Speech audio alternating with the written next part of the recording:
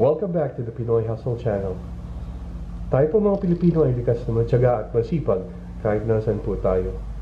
Sa ngayon po, iba't ibang trahedya ang nangyayari sa mundo. Hopefully kung nasan man po kayo, you're safe.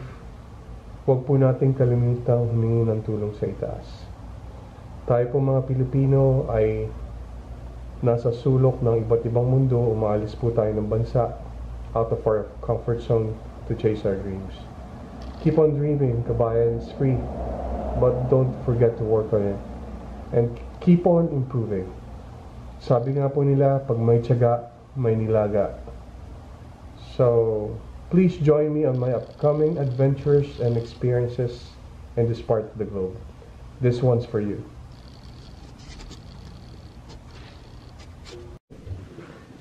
Ito na naman po tayo. Ako po ang taga-saing ngayon. So, I made some boiled eggs para po sa ramen.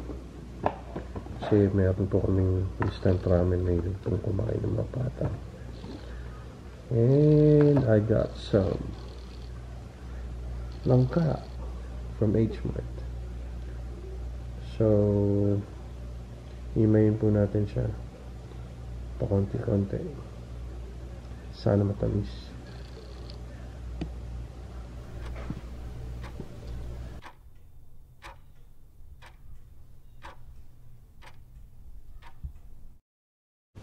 So, ito po yung final matikman nga.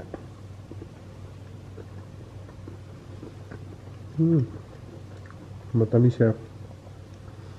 Kaso lang, hindi pa siya ganun kahinog.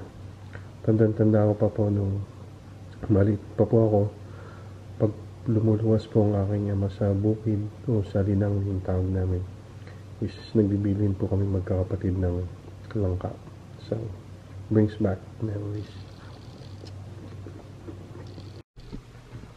So, ngayon po ang misis ko ay pasok. So, ako nakasanay magluto ng dinner. So, pakita po sa inyo. Usually, pag may leftovers po, tinatry namin yung recycle. So, kahapon, meron po lumpiang gulay na hubad. So, ito po yung leftover. So, gagawin ko po siyang lumpiang gulay. So, ito yung itlog. So, sige, simulan natin magbalot. Pipituin ko siya mamaya for you.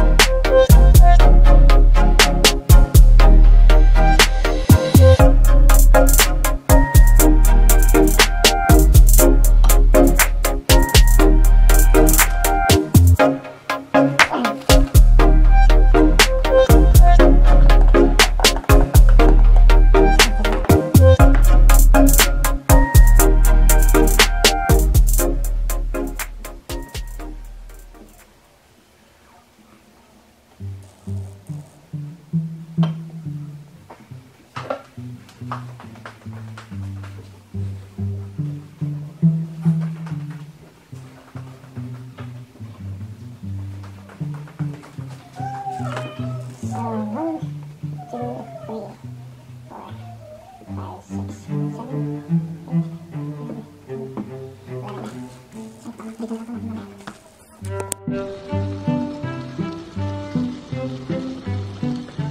na po, niluto ko na po yung salmon. And I am to cook the rice.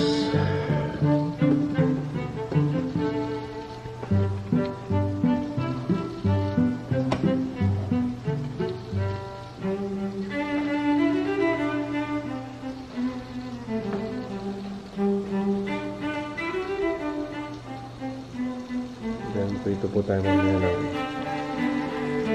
ating lumpiang gulay.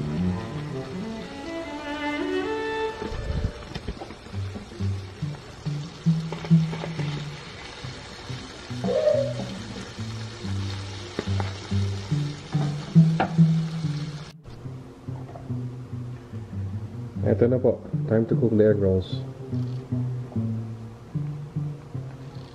Hindi pa masyado mainit pero ganyan. Gahol na po ako sa oras. Kasi yun may pasok si Mrs. So kailangan medyo mabilis. There you go. Mainit na.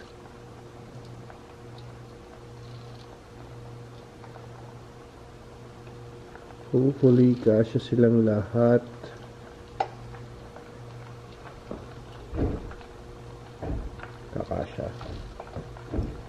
Kakasya yan.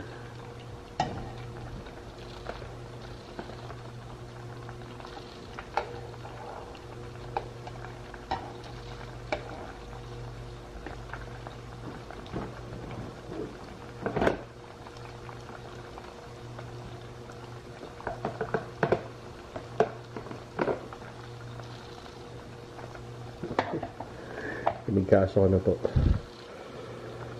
So, okay. Let's wait for a few minutes and babalik ta rin po natin. So, at least once a day po nagsasalo-salo po kami for dinner. We make it a point na magkakasama po kami for dinner kasi usually breakfast and lunch is kanya-kanya po. So, may school and the kids have other things to do. So, malapit na po tayong maluto. Ito po ang ating egg roll. And our salmon is done. So, it's good to go soon. Ayan, malapit na pong maluto yung egg roll. And luto na po ang ating salmon. So, dinner is malapit na.